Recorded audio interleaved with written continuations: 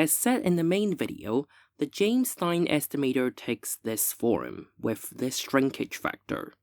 So in this video, we want to compute the mean squared error for the estimator. By definition, the mean squared error looks like this. This is just the James-Stein estimator, and mu is the actual means of the p different distributions.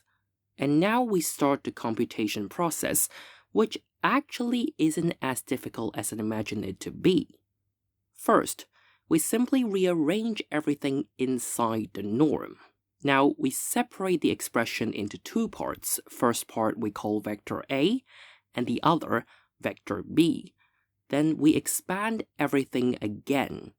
It looks very intimidating, but really, the first term is just norm of A squared, the second one is norm of B squared, and the final one is 2A dot B. Now, let's think about each of the terms a little bit more.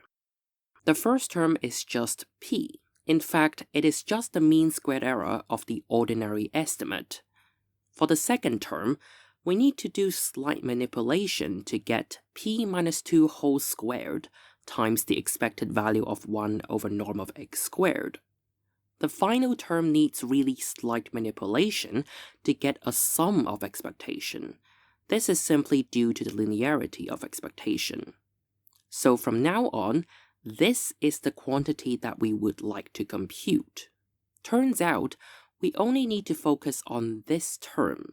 And let's see what the term with I equals 1 will do. For this term, we have no way but to actually explicitly calculate the expectation, i.e., we really need to do the integration. This fraction is exactly the thing inside the expectation, and the other part is the probability density function of the normal distribution. But now there is a trick to calculate this integral. Quite luckily, this is actually the derivative of something. More precisely, if we were to differentiate the exponential term with respect to x1, we will get an extra factor of x1 minus mu1 and a negative sign.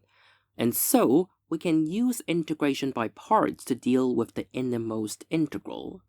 This part becomes the dv part, and x1 over norm of x squared becomes the u part. Using integration by parts, we will get this mess, which will get better. This is the uv part, and this is the vdu part.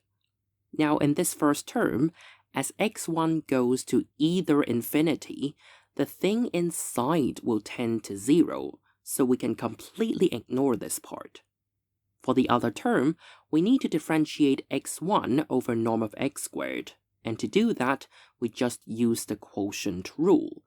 You might need a bit of time, but eventually you will get this fraction. So we can now apply this derivative to change the innermost integral, which will end up looking like this. The boxed expression is just the derivative, which we just calculated.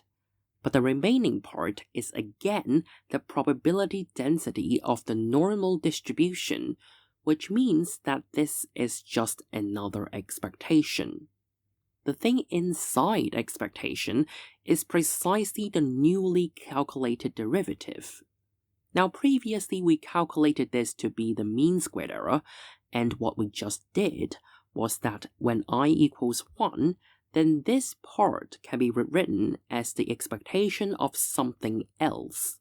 But of course, there is nothing special about 1. In general, you just replace 1 with I. Then, we can use linearity to push the summation into expectation. Then because we are summing up p terms of mod x squared, this will give p times mod x squared, and summing these squares of xi is exactly the definition of mod x squared, so this gives 2 mod x squared. So this whole thing is just p minus 2 times the expected value of 1 over norm of x squared. Finally, we go back to the original mean squared error expression and combine the final two terms, and we get negative p minus 2 whole squared times the expected value of 1 over norm of x squared.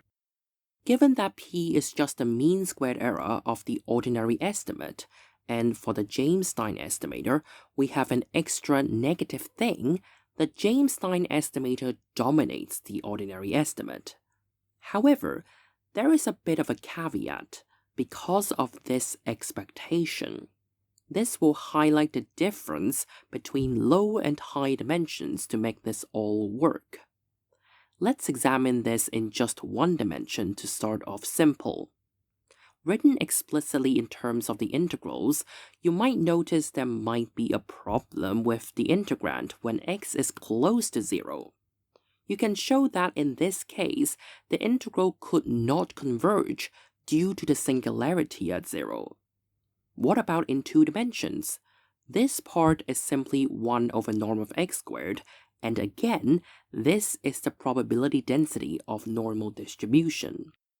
But now the trick is to change it to polar coordinates, because now 1 over norm of x squared becomes just 1 over r squared, and while the PDF is going to be messy when expressed in polars, the point is that it is just completely smooth. Finally, because of the change of variables, we need to add a factor of r as the Jacobian determinant. However, these two factors contribute 1 over r, which again makes the integral not able to converge.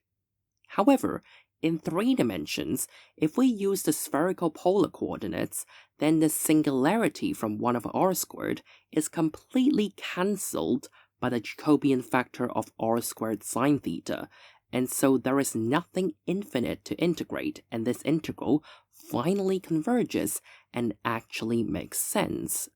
In higher dimensions, that Jacobian factor is made of r to the p minus 1 times sine of some angles, and so if p is at least 3, then it cancels the singularity from 1 over r squared completely, and so the integral converges. So, for the ordinary estimate, the mean squared error is just p, the dimension of the data, but for the James-Stein estimator, we have this extra term here, which is defined and positive when the dimension is at least 3. So, this is the extra bit to complement the main video. I hope you enjoyed it. See you next time.